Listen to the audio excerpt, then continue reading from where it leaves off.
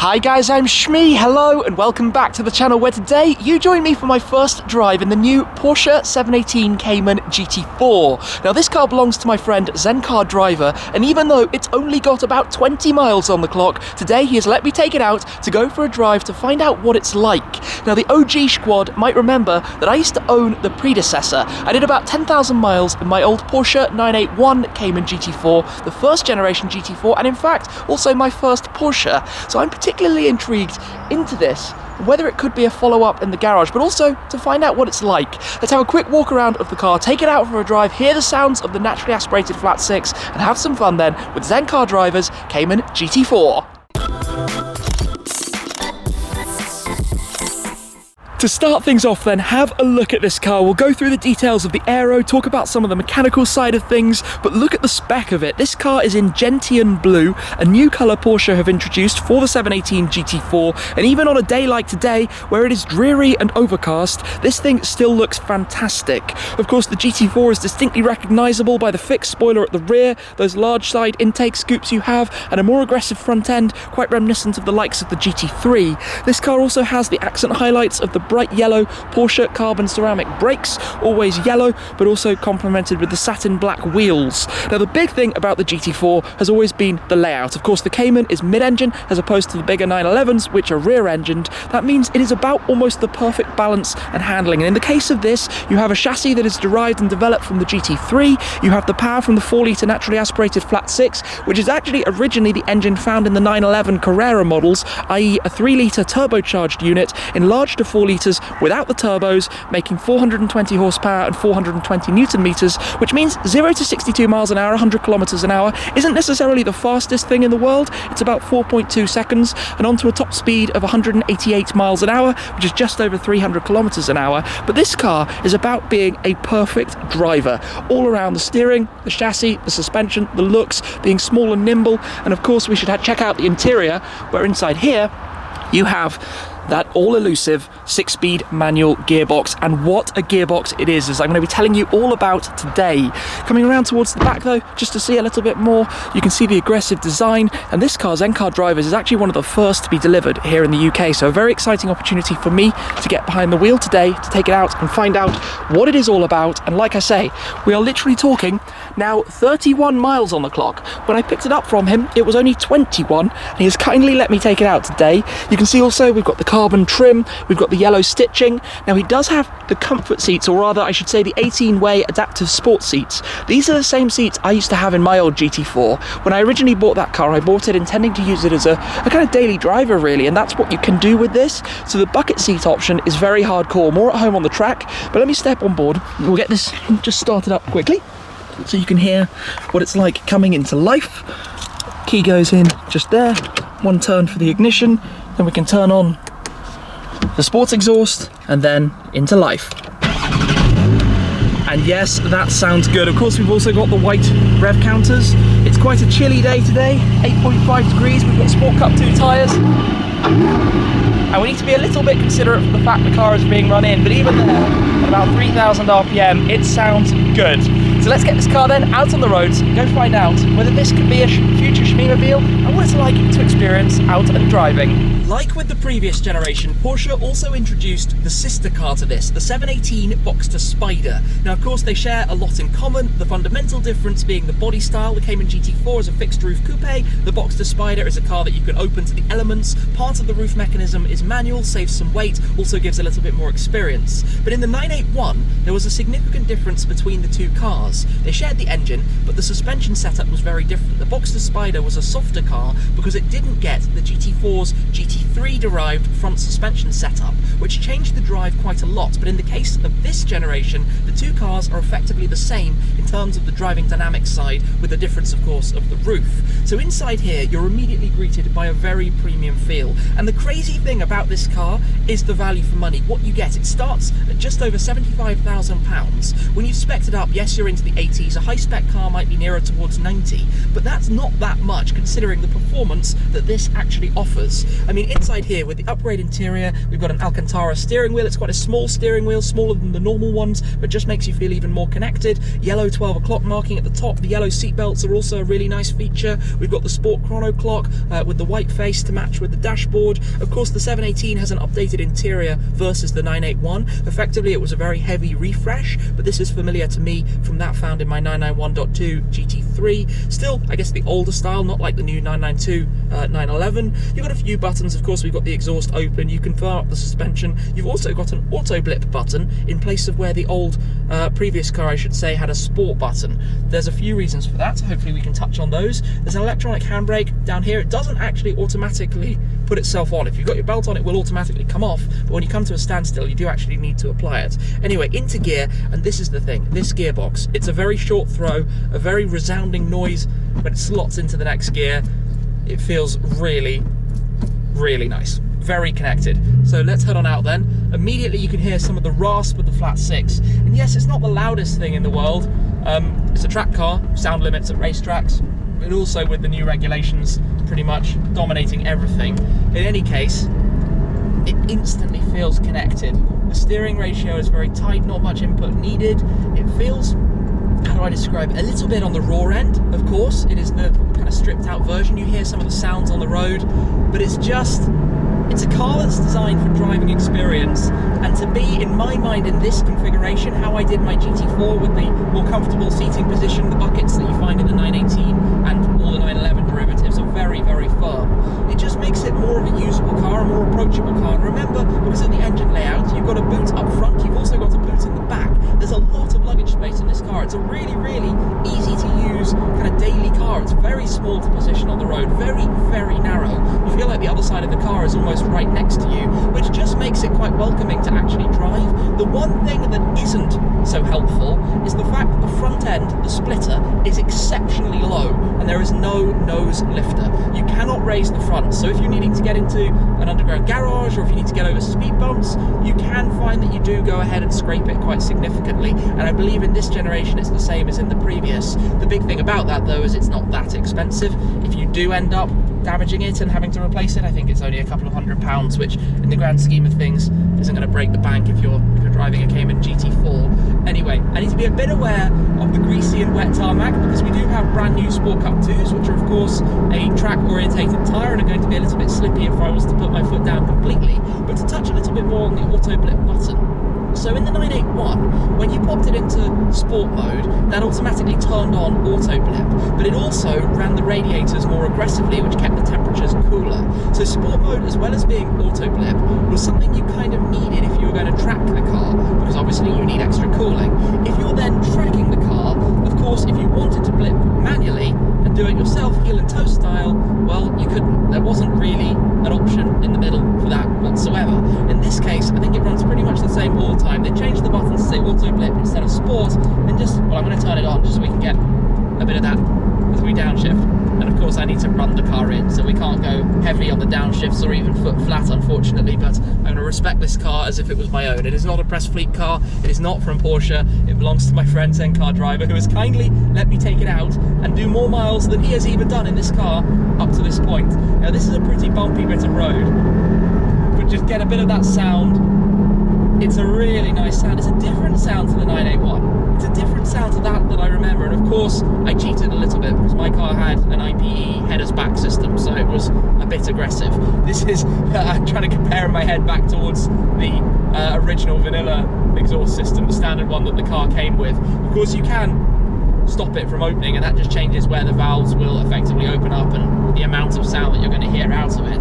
But as we just cruise, I'm going to keep that back on just to enjoy it a little bit more. I'm going to press the suspension, chassis sport selected. Oh wow, oh yeah, that turns it up a lot. So the default configuration, I think like the previous generation, is basically Nürburgring spec, and then that's full track spec. This car is dialed in from the beginning. It's a car that is supposed to be a driver's focused, driving enthusiast vehicle, and you do get that sense from it. Of course it'd be nice to have a few more corners and to push it a little bit harder, only using about 4,500 RPM at the moment, and no kind of full load or anything like that, but just to drop down again. Yeah, see, I'm a mixed mixed minds about auto blips. Sometimes I enjoy it and sometimes I don't. Now, the overall instinct and how this car feels is actually really similar to the old GT4. It feels, I mean, it feels like a kind of reworked version of that car, and one thing about it is of course to do with the gearing, the gear ratios, and this was a heavily discussed topic on the old car, because effectively second is so long that you don't really find yourself going much more than second or third, and I think that seems initially to be pretty similar. I'm not putting my foot down hard enough to really discover, but third gear at 60 is quite early in the rev range, which is a talking point, I guess, but ultimately they can't make this car too fast. They can't make it as fast as a 911 because it's a Cayman. It's a Cayman that drives as it does, and it feels like a cool place. I mean, in the rear view mirror, you've got that wing sitting up behind you. You can see the end plates of it. It's all reworked back there, and in front of you, you've got the traditional Porsche look, the Porsche look and feel. And it's not. I can't actually, believe again that they've created this car at this price. I thought, given it had to have a new engine developed for the purpose, that it was going to be substantially more expensive. I really and truly did, but they have actually managed to make it, and to make it at, that reasonable entry level again, and you get a lot of car for your money with it. A lot of car. Get some of the flat six sound. We're just cruising though. We'll go up into fifth for the moment. Of course, you've got a nice sound system. You've got all the infotainment. You have a new app that you can use for track data and that kind of thing. They've obviously worked on all of this, and everything's been upgraded along with that. Inside on the displays, you have a few screens you can go through. You can bring up the navigation map, your trip information, tyre pressures, chrono, and also a gear change assist, G-force chart, performance chart, the speed limit recognition. There's so many screens here. There are like displays that just seem to go on forever. If you do want to blip it yourself though, yes. Okay. Yeah, that's fun. Proper driver's car style. So yes, where I'm left with this car is that it's brilliant. Porsche have again completely knocked it out of the park, and to be honest, I said quite a few times that I never really fully connected with my GT3. It followed on from my Cayman GT4, I forgot I didn't have auto blip on, followed on from my Cayman GT4, and I just never felt the same driving connection as I did with my predecessor, my one of these. And then immediately back in here, and I haven't driven a GT4 for quite a long time, but I feel straight back in it. This is so much more me. What a car. I mean, it's again, you can tell, it's the fact that the chassis, the suspension, the steering, the power, it's all connected, and this 400 horsepower bracket, it's a bit more than the old car was 370 or so. It's a little bit more, but you don't necessarily need that. It's a sweet spot around 400 horsepower for having fun with the car, not necessarily completely focused on absolute lap times, and it's not slow by any means. It did just under 7.5 minutes at the Nürburgring Nordschleife, and that's into supercar territory. They proudly say that that's actually 4 seconds faster than even the Porsche Carrera GT could do. This is a Cayman, the baby kind of entry-level Porsche going around the Nordschleife as quick as their hypercar that is only about 15 years old. That is crazy. Yes, of course, tyres have a big part in that. I don't know what a Carrera GT would do if you ran it around on the newer Sport Cup 2 rubber, but that's not so much the relevance. That's not the point of it. I just find it amazing that they managed to achieve that and push it on. And at its top speed at 188 miles per hour, this car has 122 kilos of downforce. And while that isn't much compared to hypercars and that kind of thing, it is of course a pretty sizable number if you actually think about it. 122 kilos, when most cars are kind of aiming to be downforce neutral, that kind of thing. You get a grumble when you're pulling away from a standstill. You get a really nice grumble out of it. It's not crazy loud. I thought it might have been a little bit louder when you get slightly up in the revs, but of course I haven't been up towards the red line. It's got a lot of mid-range torque, very linear power delivery. Yeah, I'm enjoying driving it. And the crazy thing about these is if the 981's anything to go by, demand is so high, rightfully so, residuals stay so high, of course they're quite competitive to get, and this varies a lot region by region. Never forget that if, for example, you want to buy a left-hand drive car in Germany, or the surrounding countries, it's much easier to get on the list than it is here in the UK or over in the USA, where allocations are significantly more limited, and as such the cars carry a bigger premium. Market differences with Porsche play the most tremendous aspect in their values and how hard they are to get a hold of. Here though, I think it's somewhere in the middle. I think if you're patient and you want one, you can speak to a dealer, and eventually when they open up more allocations, future years, future build years and runs, it will be possible to do so. But out here in the countryside, this is such a good car to be driving. This is completely at home. This is exactly the right place to be driving this car. I was going to head that way, but the road looked a little bit greasy, so I changed my mind. Yeah, I've enjoyed this. Thank you to Zencar Driver. I've enjoyed this so far an awful lot. Open road ahead. Yeah. What a car to drive. Just the way it's so connected. Brilliant, brilliant, brilliant piece of engineering yet again from Porsche. The guys in Zuffenhausen, actually the guys in Weissach, Porsche GT team, that are responsible for these products, the GT products. Yeah, they get it right. Just look at it parked here. It screams out that this car is a cheeky and fun thing to drive, and that is exactly what it is. But let me show you through a few more of the details on the exterior, also within the car, and some things you might not know about the new Cayman GT4, starting with something that I touched on earlier to do with how low the front end is. Now, of course, the entire ride height of the car sits a few centimeters lower than a regular Cayman. Combining that with the elongated front end means, like I said, that this splitter, the lower front spoiler, is very, very low to the ground. It looks nice emblazoned with the GT4 logo, but under normal driving with no lift system, you are going to be catching this. You are going to scrape it when you go over certain bumps. Now, fortunately, Porsche did think about that. It's a piece that runs just from here around to the other side. It's made from plastic, so it's relatively affordable to replace, especially compared to other parts that wear the Porsche badge. In general, though, around the front, you'll see a lot of openings, a lot, of course, of cooling that goes through towards the radiators and coolers within. You've got this vent up on the top of the front bumper, which also gives an aggression to the design. Around the sides, you have the headlights, which inside, typical Porsche style. You've got those four surrounding pieces around the outside of the central main beam, which is a very, very smart looking light. The PDLS with the black background as well, headlight washer sitting just in front of that.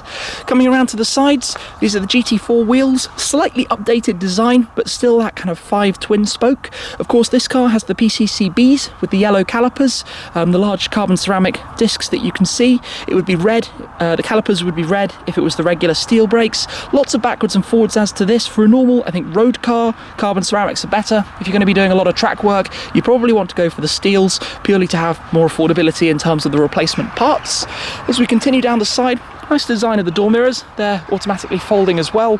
You get to the side scoops, larger than the 981s, I think, still with the GT4 badge on the outside, and you can see the way the air is channeled within. This car also has full paint protection film over the entirety of it. As we come to the back, the wing brings me on actually to a bit of the kind of shape of the car, the sculpture of it, and you see that sharp crease line. This is really distinct when you're actually driving. You can place the car very nicely, actually looking at those, which tie in also to the shapes around the back. You can see the solid support braces for the rear spoiler, which again has, well, quite a shape to it, which you can see when you're driving, looking through the door mirrors. You've got the slightly blacked out tinted tail lights, and then down at the back, the large exhaust tips integrated into the diffuser, as opposed to the previous car where they actually sat right in the middle. We've got the Porsche badge there running across the width under this kind of ducktail, which sits underneath the fixed wing. GT4 badge as well. Now, one thing about the Cayman, you have two boots, one at the back, one over at the front. Let's come through and have a quick look at these actually. With the key here, the familiar car-shaped key, you've got separate buttons to open each of the boots. So to just show you inside the front here, open the latch. In here you've got enough space for a couple of trolley bags. Quite practical, to be honest. Plenty of room up there. If we then come also to go and check out the one at the very back, this is, I guess, the slight surprise, because you don't normally expect to have a boot sitting above the engine, but you've got a small amount of space back here. It opens, well, it's a hatch, of course, in the way it opens. We've got a box inside, but you can see you've got a bit of room, and you can also put some stuff over the top of the engine, which lies right under there. There are also those little storage buckets. Now, these I remember from my 981 are kind of awkward to get to in there. How do you actually do this? That is the question. And yeah, kind of like that, and they actually go down further than you can reach. So I'm not quite sure what those are for, but they are there if you wanted to use some secretive storage. We've also got the illuminated carbon side steps in here, which are very nice too. What else do we have? Oh, something that I used to find on my old car, which they haven't fixed for the new one, is to do with the passenger seat belt. Now the way this sits with the seats, when you're driving, you get a lot of that. It bounces around a lot and you get the kind of rattles from the passenger seat belt. Just a small thing, but something I noticed that continued into the new 718 as well. So there we have it. My first drive in Zen Car Drivers Cayman GT4, experiencing the new Porsche sports car, and as always they have worked their magic. This thing is a masterpiece. A huge thanks to Zen Car Driver for the opportunity to drive it today. His link is down below. Do go and check out some of the other awesome supercars that are in his garage. But for today, my thoughts then, driving this, will it become a future Shmeemobile? That remains to be seen. In any case though, I've enjoyed it a lot. So thank you very much for watching. As always guys, I appreciate your support and I'll see you again very soon. Cheers!